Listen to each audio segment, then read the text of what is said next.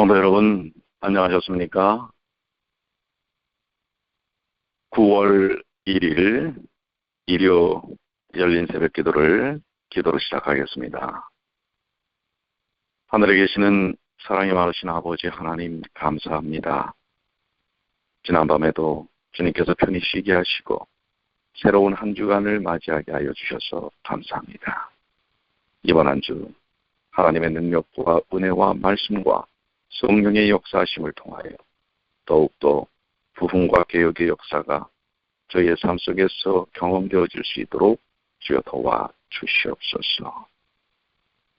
세상이 척박하고 또 교회에는 세속화의 영향들이 파도처럼 밀려오지만 더욱더 주님을 바라보고 주님의 십자가의 능력과 복음을 의지하여 그 모든 것을 능히 감당하는 주님의 귀한 자녀들이 되게 하여 주시옵소서. 오늘도 주님의 말씀을 통해 신이 저희에게 주님의 음성을 발하여 주시고 그 말씀에 결심하여 하나님의 능력을 체험하도록 도와주시옵소서. 이 시간 성령께서 저희와 함께 해주실 것을 믿고 감사드리며 사랑과 자비가 많으신 예수님의 이름으로 간절히 기도 올리옵나이다. 아멘. 네, 오늘 말씀은 우리 과정의 제10과 개혁입니다. 개혁, 성장하고 변화하려는 자발성이라고 하는 것입니다. 자, 개혁은 성장하고 변화하려는 자발성, 즉 자발적으로 이루어지는 일이라고 하는 것을 말씀하고 있습니다. 자, 우리 주제의 말씀 기억절입니다. 야고보서 4장 6절로 7절에 있는 말씀 다 같이 보시겠습니다. 그러나 더욱 큰 의뢰를 주시나니 그러므로 일렀을 때 하나님이 교만한 자를 물리치시고 겸손한 자에게 은혜를 주신다 하였느니라. 그런즉 너희는 하나님께 복종할지어다. 마귀를 대적하라. 그리하면 너희를 피하리라. 자, 오른쪽 여러분들 학습 목표로 가시게 되기를 바랍니다. 이번 한 주 동안 우리가 깨닫고 느끼고 행해야 할 부분에 대한 핵심은 첫 번째, 십자가 전후에 보인 제자들의 태도를 비교하는 것입니다. 십자가의 전과 또 후에 있어서의 제자들의 태도가 어떻게 변화됐는지, 그리고 개혁적인 변화를 우리가 찾는 일들이 필요합니다. 두 번째는 느끼는 것입니다. 머리로 깨닫고 가슴으로 느끼는 것인데요. 성령의 능력으로 영적 투쟁에서 승리하겠다는 소망을 갖는 것입니다. 즉, 주님 안에서 변화되겠다고 하는 그런 열망을 갖는 것입니다. 행하기는 우리의 삶에 실질적으로 적용하는 것인데요. 믿음으로 성령의 능력을 받고 그분께 완전히 굴복하는 생애를 살기로 결심하는 것입니다. 진정한 변화는 하나님의 말씀을 그대로 확신하고 순종하는 것입니다. 완전히 굴복할 때 놀라운 하나님의 능력의 역사를 체험하게 되는 것이죠. 자, 우리 이 제10과에서 제안하고자 하는 부분들을 보시면은 사실 오순절 전에 제자들은 상당한 영적으로 부족했습니다. 그들이 하나님의 계획을 이해하는 것은 상당히 약했고요. 희미했습니다. 예수님의 사명을 이해하지도 못했습니다. 그러나 이 오순절에서의 거룩한 은혜로 감동을 받은 후에 그들의 심령은 그리스도의 사랑으로 완전히 무너져 버리지요. 그렇게 해서 그들은 부흥과 개혁을 경험합니다. 사실 어떻게 보면 오늘날 우리의 형편과 너무나 같다고 볼 수 있습니다. 우리 스스로 영적으로 부족함을 많이 느끼지 않습니까? 또 여러분 각자와 우리 교회에서의 하나님의 계획을 우리가 잘 이해하지 못할 수가 있습니다. 그리고 우리에게 주어진 주님의 사명, 그것을 온전히 이해하지도 못할 뿐더러 또 실행하지도 못하고 있습니다. 이럴 때 우리는 거룩한 내 성령의 감동이 필요합니다. 그로 인하여 우리의 심령에도 부흥과 개혁의 역사를 체험하게 되는 것입니다. 여기 계속해서 서론에서 설명하는 것은 부흥이란 깊은 영적 갈망을 다시 일으키는 것이라고 하는 것입니다. 부흥이 뭡니까? 우리의 심령에서 주님을 향한 이 갈망이 일어나는 것입니다. 그래서 성령께 우리 자신을 맡기는 것입니다. 하나님의 뜻에 순종하는 삶을 살기 위해 변화를 일으키도록 우리에게 능력을 주시는 성령께 자신을 굴복하고 맡기는 것입니다. 그런데 이제 많은 고민들이 뭔지 아십니까? 기도할 용기도 나지 않고 마음도 생기지 않고 내가 왜 이러는지 모르겠다라고 오늘 현대 그리스도인들이 방황하는 것입니다. 그럴 때 사실 그 마음속에 자신의 생각에 갇혀있기 때문에 그렇습니다. 철저히 자신을 십자가 앞에 내려놓고 굴복할 때 자신의 생각과 판단에 그리고 경험에 사로잡혀 있을 때는 전혀 영적인 경험들을 할 수가 없습니다. 그런데 자신의 그 무기력함과 무능함과 연약함과 부족함을 하나님께 철저히 내어 맡길 때 성령의 역사는 일어나는 것입니다. 그래서 이번 주 우리는 자신의 영적 생애에서 성장과 변화를 경험했던 우리 신약의 신자들의 삶을 전달하는 것입니다.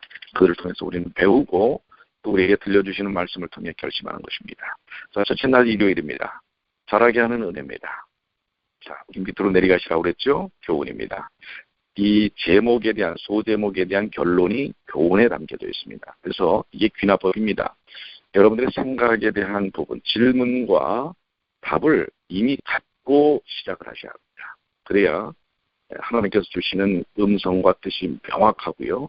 그 범위에서 벗어나지 않고 핵심적인 것을 이해할 수가 있습니다. 자, 자라게 하는 은혜는 무엇입니까? 밑으로 내려가시면 교훈에 심각한 성격적 결함이 있었지만 예수님의 십자가 사건 이후에 품성이 변화된 제자들처럼 우리도 부흥과 교육을 통해 성장과 변화를 소망할 수 있다는 것입니다. 여기에 그 설명의 전제가 뭐냐면 제자들이 심각한 성격적 결함이 있었다고 하는 것입니다. 저는 그렇게까지 보지 않는데 우리 과정에서는 아주 심각하다는 것으로 얘기하고 있습니다. 사실 그 말이 맞습니다. 우리 제자들이 가졌던 이 성격은 심각한 성격적 결함이 있었고 또 우리 스스로도 그렇습니다. 우리의 성격에 문제가 없다고 생각을 하는데 우리 각자가 심각한 성격적 결함이 사실 있는 것입니다.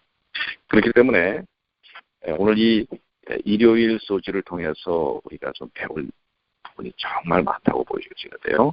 자, 성경 말씀 요한일서 2장 6절이죠. 그의 안에 산다고 하는 자는 그가 행하시는 대로 자기도 행할지니라. 이 말씀이 무엇입니까? 예수 안에 산다고 하는 것은 예수님께서 행하시는 대로 우리도 행한다고 하는 것입니다. 그럼 예수 안에 있지 않은 결과는 뭘까요? 예수님처럼 살지 않는다는 것이죠. 어떻게 보면 제자들의 삶이 이러했습니다. 예수님께서 부르셨을 때의 그들의 태도와 행동은 예수님의 그 애정 넘치는 품성을 반영하지 못했죠. 아주 급하고 자기 판단적이고 주관적이고 호전적이었습니다. 이게 예수님의 제자들의 예수님을 처음에 만났을 당시의 모습이었죠. 특별히 여기 야고보와 요한을 설명하고 있죠. 여기 야고보와 요한이 아주 심각한 성격적 결함이 있다고 말씀하고 있습니다. 그리스도의 사랑을 제시할 준비를 갖추지 못했어요. 제자로서의 어떤 이 사명을 감당할 자질이 없는 사람들이었습니다. 그러나 이러한 심각한 성격적 단점에도 야고보와 요한은 예수님의 품성을 더 완전하게 드러내고자 하는 갈망은 있었다고 하는 것입니다. 이 갈망조차도 없으면 이게 참 문제입니다. 근데 성격적 결함 속에서도 그들은 예수님의 품성을 담기를 갈망했다고 하는 것입니다. 자신의 태도의 변화와 개혁이 있기를 열망하는 거죠. 이 열망이 있어야 우리는 변화를 경험합니다. 우리의 삶에 정말 부흥과 개혁이 일어나기를 진정으로 바란다면요. 우리 마지막 부분의 패러그래프예요. 자신의 영적 성장에 대하여 우리는 낙담하기 쉽습니다. 이렇게 변화되지 않는 우리 자신을 보면서 낙담을 많이 하죠. 그리고 영적으로 실패하며 구원받지 못할 것 같은 느낌이 생길 때 어떤 약속에 따라 우리가 절대 포기하지 말아야 한다고 하는 것입니다. 실패할지라도 구원의 확신을 버리지 말고 뭐예요? 야고보와 요한이 가졌던 것처럼 열망을 갖는 것입니다. 분명히 예수님 중심적으로 내가 살 수 있다라고는 열망을 가져야 우리는 변화를 경험하는 것입니다. 자, 지금은 아직 거기에 완벽한 경험들을 갖고 있지 못할 수 있습니다. 그러나 그쪽 방향으로 우리의 발걸음을 옮겨야 하는 것입니다. 자, 묵상입니다. 여러분의 품성은 지금 어떤 방향으로 변하고 있습니까? 아예 포기해버리셨습니까? 그러면 이 심각한 성격적 결함을 우리는 회복할 수 없습니다. 변화시킬 수 없습니다. 비록 지금 심각한 성격적 결함이 있어도 주님의 품성을 담고자 하는 열망을 갖고 그 방향으로 가야 하는 것입니다.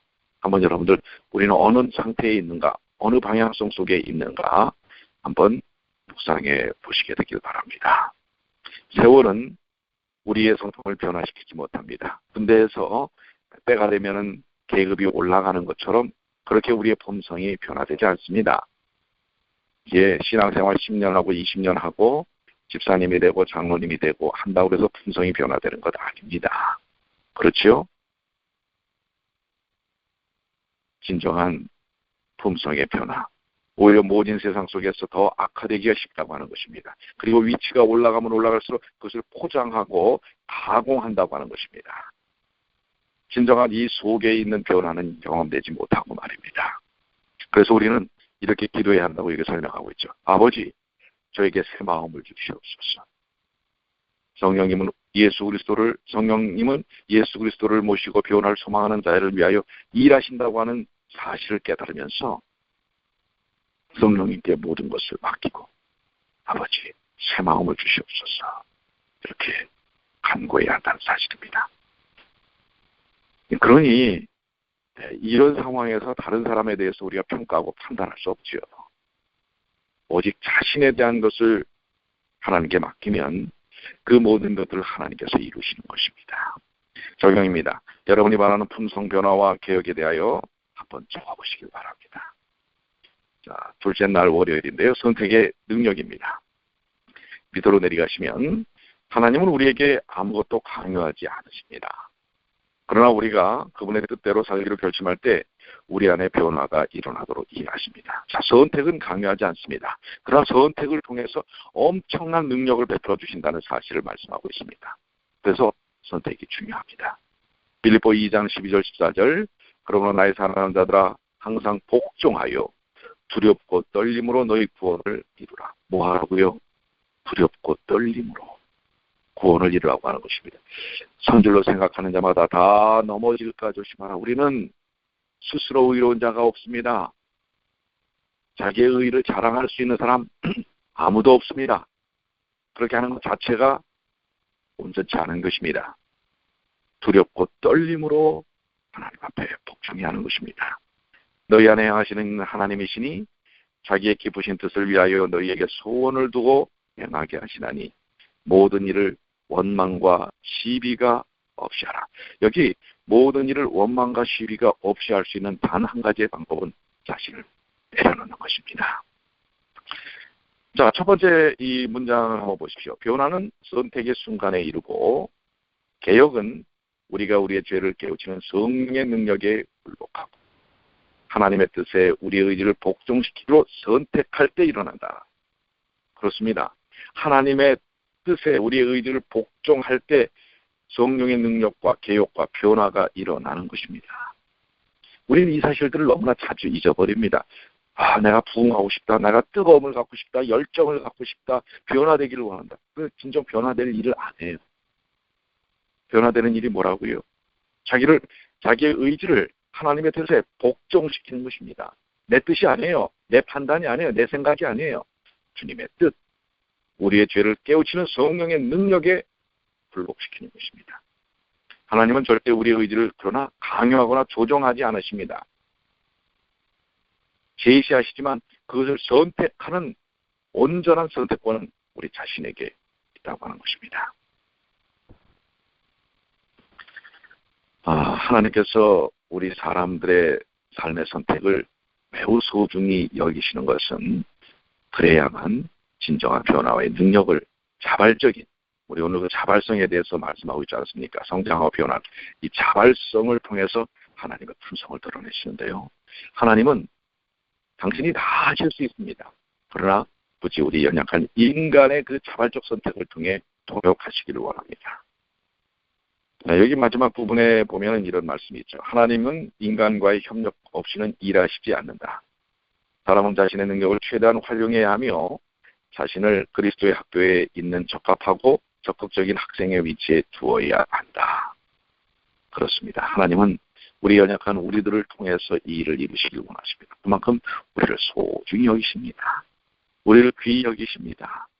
우리를 그런 존재로 만드셨습니다. 그래서 우리의 자발적 선택을, 그리고 그 선택의 능력을 경험키를 원하고 계시는 것입니다. 오늘 여러분과 저의 선택 매우 의미 있는 것입니다. 매우 중요합니다. 부흥하기를 원하십니까? 개혁하기를 원하십니까? 선택해야 합니다. 하나님이 말씀하신 하나님의 뜻에 복종하는 일을 선택하십시오. 묵상입니다. 여러분은 구원을 이루기 위해 어떻게 하나님과 협력합니까? 여기 이 말씀이 일어납니다. 개혁은 성령께서 그분의 뜻과 조화롭지 않다고 지적하는 것은 무엇이든지 우리가 굴복하기로 결심할 때 일어난다. 굴복해야 한다는 사실이죠. 거기서 하나님의 역사심이 일어납니다. 하나님과 협력하기 위해 그대는 지금 어떤 결정을 내려야 합니까? 분명히 성령께서 우리에게 터치하셨어요. 우리가 갖고 있는 죄의 문제, 또 변화되어야 될 어떤 부분에 대해서 깨닫게 하셨습니다. 근데 머리로는 알아요. 그러나 선택하지 않아요. 그리고 나는 죄인입니다 라고 얘기는 하지만 그 죄에서 벗어날 수 있는 십자가의 능력을 부여잡지 않아요. 그러면은 변화를 경험하지 못하는 것입니다. 오늘 깨닫게 하신 모든 하나님의 뜻, 그 하나님 말씀 그대로 받으십시오. 여러분이 분석하지 마십시오. 하나님의 말씀을 어떤 이들은 판단을 하려고 하는 것입니다. 자기 나름대로 그 이해에 대한 부분들을 이렇게 이끌어 나가려고 하는 오만을 갖고 있을 수 있어요. 그래서 변화가 일어나지 않습니다. 삶의 능력을, 풍요로움과 부여를 경험하지 못할 때가 있어요. 말씀을 그대로 보셔야 합니다. 들려지는 음성 그대로 복종하고 선택하고 따를 때 그게 믿음입니다. 하나님의 말씀을 각색해서 내 방식대로 소화시켜서 받아들이는 게 아닙니다. 그것이 내 마음을 찔러도 그대로 받아들여야 하는 것입니다. 그럴 때 그 말씀을 그대로 순종할 때 거기에 놀라운 그야말로 영적 변화의 경험을 갖게 되는 것입니다. 자, 적용의 부분을 여러분들이 한번 좀 깊이 생각을 해보시고요. 셋째 날 화요일입니다. 자, 확신과 의심입니다.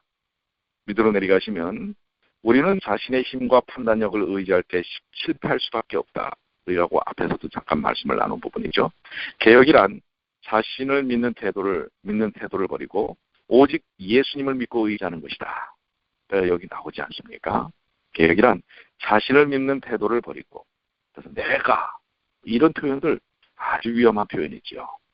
그러니까 자신을 믿는 태도를 버리고 오직 그리스도께서, 주님께서, 오직 예수님을 믿고 의지하는 것이다. 사실 여기 마태복음 26장 34절에 베드로의 모습을 봅니다. 오늘 밤 닭 울기 전에 내가 3번 나를 부인하리라. 베드로의 태도가 어떤 것이었습니까? 자신의 판단을 믿었던 거지요. 자신의 신앙을 믿었던 거지요. 자신의 확신을 믿었던 것입니다. 그러나 실패하고 말았어요. 예수님은 그걸 지적하셨어요. 베드로는 마귀의 계략을 이겨낼 재간이 없습니다. 그는 자신의 힘으로 사단의 유혹에 맞서고자 했습니다. 그러나 실패하고 맙니다. 예수님은 그의 영적인 상태를 아주 날카롭게 분석하셨죠. 그는 자신의 힘을 의지함으로써 주로 더 멀어진 것입니다. 오늘날 많은 크리스천들이 그 신앙의 열정을 잃어버리고 점점 이 신앙의 핵심에서부터 벗어나는 것은 자신을 자꾸 의지하기 때문에 그런 것입니다. 그래서 예수님께서 너는 돌이킨 후에라고 표현을 하시죠. 베드로에게 영적 각성이 필요했습니다. 그런 태도를 바꿔야 했지요. 그런 개혁이 필요했습니다. 바꿔야 하는 것입니다. 여기 그 베드로와 도마에 대한 뚜렷한 공통점을 이야기하고 있습니다. 즉 그들은 인간의 관점으로 믿음에 접근했다고 하는 것입니다. 베드로는 자신이 할 수 있는 일을, 그리고 도마는 자신이 볼 수 있는 것을 믿으려 했다고 하는 것이죠. 다 자기중심적입니다. 이게 자아입니다. 그들은 불완전한 인간적 판단을 의지하였습니다. 그러나 오순절이 모든 것을 바꾸었지요. 오순절이 왜 위대한 줄 아십니까? 자신들을 굴복. 성령의 충만함은 성령이 오셨을 때 그것을 받아들이고 자신을 굴복했기 때문에 성령의 충만함이 일어난 것입니다. 우리는 말은 많이 그렇게 하죠. 성령 충만합시다. 성령의 능력을 의지합시다. 근데 자신을 굴복시키지 않으면 그 경험은 허상에 불과하다는 사실입니다. 변화된 베드로는 두려움없이 복음을 전하게 됩니다. 그것이 바로 자신의 능력과 자신의 어떤 삶을 의지하는 사람이 아니라 전적으로 주님을 의지할 때 이 역사가 일어납니다. 우리 뉴욕중앙교회 부흥의 역사는 목사인 저도 오늘 이 방송을 듣는 여러분 자신도 자신을 내려놓고 전적으로 주님께 굴복할 때 이루어지는 것입니다. 그런데 이것을 핑계대지 마십시오. 이건 장로님들이 해야 돼. 이건 목사가 해야 돼. 아닙니다. 여러분의 신앙적 부흥과 개혁은 여러분의 몫입니다. 여러분이 하셔야 됩니다. 여러분이 먼저 하셔야 됩니다. 남의 것은요, 남이 하나님과 하도록 하십시오. 그걸 여러분들이 관여할 일은 아닙니다. 나의 문제를 해결하시길 바랍니다. 그런 자신에게 안전뱅이를 치료할 능력이 없지만 예수께 능력이 있기 때문에 기적이 일어나리라는 사실을 알았다고 하는 것이죠. 그리고 관리들이 그 입을 막으려고 했지만 선언합니다. 우리는 보고 들은 것을 말하지 아니할 수 없다. 그렇습니다. 오늘 주님께서 보여주신 그것을 증거하는 것입니다. 묵상입니다. 여러분은 자신을 얼마나 불신합니까? 여러분 자신을 불신해야 합니다. 여러분 자신을 믿지 마세요. 예수님을 믿는 여러분을 믿으셔야지 그렇지 않은 여러분을 확신하지 마십시오. 베드로는 새 사람이 되었죠. 도마 역시 새 사람이 되었습니다. 그들은 예수님에 대한 확신을 갖고 자신의 연약함을 분명히 주님 앞에 내려놓은 것입니다. 사도행전 3장 12절에 우리 개인의 권능과 경건으로 이 사람을 걷게 한 것처럼 왜 우리를 주목하느냐. 우리는 항상 이 자세를 견제해야 합니다. 왜 나를 보느냐. 내가 아니라 예수 그리스도다. 사실 우리는 그 유혹을 받습니다. 조금만 우리의 삶 속에서의 어떤 능력과 힘이 생기면 자꾸 그것을 내 자신에게 고정시키고 싶은 유혹을 받습니다. 이것이 가장 위험한 것입니다. 오늘 주님을 의지하십시오. 그리고 베드로처럼 우리 자신이 아니라 주님을 의지하고 또 그렇게 제시하고 선포해야 합니다. 적용입니다. 여러분은 지금 어떤 문제에 대하여 자신이 아닌 하나님을 의지해야 합니까? 어떤 문제에 있어서 정말 우리 하나님을 의지해야 할까요? 한번 여러분들 적용을 삶을 통해 해보시고요. 넷째 날 수요일입니다. 돌아가려는 결심. 이 말씀 참 중요한 부분인데요. 개혁에 있어서 정말 필요한 요소가 오늘 이 넷째 날 수요일 속에 나옵니다.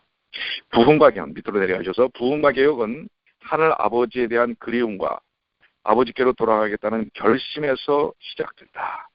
그리움과 돌아가겠다는 결심입니다. 부흥과 개혁은 돌아가겠다는 결심에서 일어나는 것입니다. 부흥이 여러 방식으로 정의될 수 있다고 얘기하고 있지만 그러나 그것이 어떻게 정의든 빠져서는 안 될 요소가 부흥은 집으로 되돌아가는 것이라는 것입니다. 그것은 아버지의 사랑을 더 깊이 알고 싶은 그런 갈망하는 심령이고요. 개혁은 변화와 성장으로 이끄신 성령께 반응하는 선택이자 하나님과 더 친밀한 관계로 가는 길을 가로막는 것은 무엇이든지 포기하는 선택입니다. 즉 돌아가는 것이고 돌아가는 것을 막는 것을 다 포기하는 것입니다. 그것이 여러분의 경험이면 여러분의 이론이면 여러분의 둘러싸고 있는 모든 상황, 시츄에이션이면 그걸 다 내려놓아야 하는 것입니다. 난 이래서 못하고 저래서 못하고 이런 분들에 대한 우리는 핑계를 많이 댑니다. 어떻게 우리가 말씀을 다 적할 수 있어? 어떻게 우리가 신앙생활을 온전히 할 수 있어? 이거를 아주 자연스럽게 설명합니다. 표현합니다. 죄송합니다만 말씀은 그런 태도를 포기하지 않으면 개혁은 부흥은 경험되기 어렵습니다. 돌아가야 합니다. 우리를 막고 돌아가는 것들을 막는 그 모든 것에서부터 우리는 벗어나야 합니다. 그걸 포기해야 합니다. 그것이 돈이면, 그것이 자식이면, 그것이 내가 살아왔던 어떤 삶의 방식이면 그거를 하나님께로 나아가게 하는 일을 가로막는 것이 되었다면 포기해야 합니다. 묵상입니다. 여러분은 하나님의 임재를 그리워하여 얼마나 가슴앓이를 합니까? 이 변화되지 않는 내 자신, 이 바뀌지 않는 내 자신, 연약한 내 자신, 그런 삶의 형편들, 여기 아들이 돼지와 함께 진흙탕에서 뒹굴고 있을 때 그보다 더 고통을 느끼는 사람은 아버지였습니다. 부은 우리의 마음이 하나님의 사랑으로 찢어질 때 일어납니다. 그 아버지의 마음을 이해하면서 마음속에 그 고통을 느끼는 것입니다. 개혁은 우리를 포기하지 않는 사랑에 우리가 반응하기로 결심할 때 일어나는 것입니다. 여러분들 가슴앓이를 해야 합니다. 그 하나님의 사랑 십자가의 능력과 은혜를 알면서도 왜 돌아가지 못하는가? 그것을 통해서 가슴앓이를 하고 무릎 꿇고 기도하고 그리고 결심해야 합니다. 우리와 하나님 사이를 분리시키는 부정적인 태도와 습관, 사고 그리고 감정들을 포기하기로 결심할 때 일어납니다. 난 이렇게 살게 내버려둬. 난 그렇게 살아왔으니까. 여러분 이거 버려야 합니다. 분명히 문제가 있는 것들은요 버려야 합니다. 근데 여전히 그것들을 고집하고 있다면 개혁은 경험되기 어렵습니다. 오늘 여러분들 혹시 나에게 그러한 하나님과의 친밀한 관계를 가로막고 있는 그런 습관, 태도, 또 심각한 이 결함적인 성격, 또 자존심, 또 예전에 있었던 어떤 경험, 그런 것들을 다 내려놔야 우리는 진정한 개혁을 경험할 수 있습니다. 그러나 이것도 자발적으로 이루어져야 하는 것입니다. 억지로 해서는 그것은 쇼에 불과합니다. 하는 척 해갖고서는 일어나지 않습니다. 자, 다섯째 날입니다. 행동하는 믿음입니다. 교훈으로 내려가시면 부흥과 개혁을 정말 바란다면 우리는 그것이 이루어질 때까지 기다리지 말고 그것을 약속하신 하나님의 말씀을 믿고 반응하며 행동해야 합니다. 그렇습니다. 그것이 확신하는 하나님의 말씀이면 행동해야 합니다. 움직여야 합니다. 이 38년 된 병자에게 하나님께서 말씀하신 게 그거 아닙니까? 그가 여러 이론을 냅니다. 병명을 합니다. 이래서 베데스다 연못에 들어갈 수 없었고 이래서 고치지 못했다고. 그러나 예수님은 그 말씀에 집중하지 않으십니다. 그 변명에 귀를 기울이지 않습니다. 그런 대신 뭐라고 얘기해요? 일어나 내 자리를 들고 걸어가라. 우리는 핑계가 많습니다. 변명이 많습니다. 주님은 근데 그 변명과 핑계를 중요시하지 않습니다. 오히려 주님이 중요하게 여기시는 것은 우리가 뭘 할지를 정확하게 말씀하고 그 말씀에 반응하는 것입니다. 내 자리를 들고 일어나라. 내 삶이 오그라져 있으면, 굳어져 있으면 주님을 믿고 일어나라는 것입니다. 그 병자가 자신의 현 상황에도 불구하고 과연 그리스도의 말씀을 믿고 말씀에 따라 행할지가 중요한 문제였습니다. 중요한 문제는 주님께서 우리에게 주신 말씀을 믿고 일어나는 것입니다. 정말 다행히도 그 환자는 그리스도의 말씀을 따라 행동하고자 결심하자마자 그는 건강을 찾았습니다. 그것입니다. 결심하자마자 건강이 회복되는 것입니다. 여러분의 개인의 신앙적 부분은 결심하자마자 일어나는 것입니다. 모든 문제에 대한 것을 핑계하지 마시고 내려놓으세요. 결심하는 순간 놀라운 하나님의 역사의 능력을 체험합니다. 예수님이 주시는 치유의 선물은 그분의 말씀 속에 있습니다. 그리스도의 말씀은 그분의 선언을 성취하는 성령의 능력을 동반하는 것입니다. 자, 묵상으로 올라가시면 여러분의 믿음은 행동과 얼마나 밀접하게 연결되어 있습니까? 말을 하지만 행동하지 않는다면 그것은 죽은 믿음입니다. 오늘 하나님의 말씀에 따라 우리가 믿는 바에 따라 행동하는 일이 필요합니다. 믿음을 수동적인 의미로 생각하는 사람들이 있죠. 그들의 믿음에 따르면 모든 것을 하나님이 이루어 주시기 때문에 인간은 할 일이 없다라는 것입니다. 그러나 실제로 믿음은 긍정적인 반응을 수반합니다. 주님이 우리를 움직여 주실 때까지 기다리는 것은 착각입니다. 움직이는 것은 우리가 선택해야 합니다. 하나님이 우리에게 믿음을 요구하시는 이유는 우리의 행동을 이끌어내시기 위함이라는 사실을 기억하십시오. 적용입니다. 여러분이 하나님을 믿는다면 지금 행동으로 옮겨야 할 일들은 무엇일까요? 오늘 그것을 여러분들 한번 생각해 보시고 또 도전해 보시기 바랍니다. 그것이 오늘 성령의 능력을 체험케 할 것입니다. 오늘 행동하는 믿음, 또 돌아가려는 결심. 여러분 자신에 대해서 확신하는 게 아니라 그리스도에 대한 확신, 그 선택을 통한 능력을 체험하는, 그리고 그 모든 것을 우리에게 이루시는 하나님의 은혜를 이번 한 주 동안 직접 체험하시게 되길 바랍니다. 일어나십시오. 그 38년 된 병자처럼 핑계대고 있는 것이 아니라 주님의 말씀을 의지하여 한 번도 경험해보지 않은 것이지만 일어나십시오.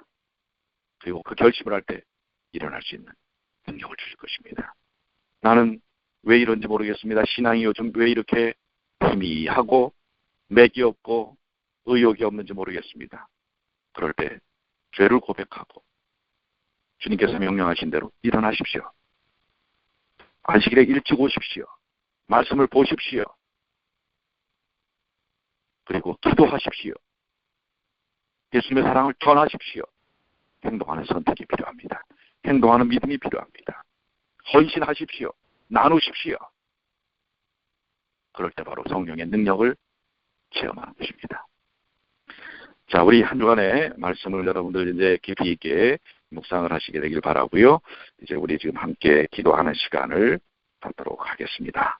여러분들 우리 특별히 이 일요 새벽 기도는 중보 기도의 시간이죠. 여러분들 중보 기도에 대한 제목들을 좀 많이 이야기를 해주시게 되기를 바랍니다. 자, 이제 뮤트를 풀었는데요. 여러분들 기도 요청을 해주시게 되기를 바라는데요. 첫 번째는 우리 진정한 부흥과 개혁, 우리 자신에서부터, 그리고 우리의 가정이 진정한 부흥과 개혁의 역사를 경험하도록 우리 기도를 해주시기 바랍니다. 자, 이제 우리 기도 요청 제목을 좀 말씀해 주시기 바랍니다.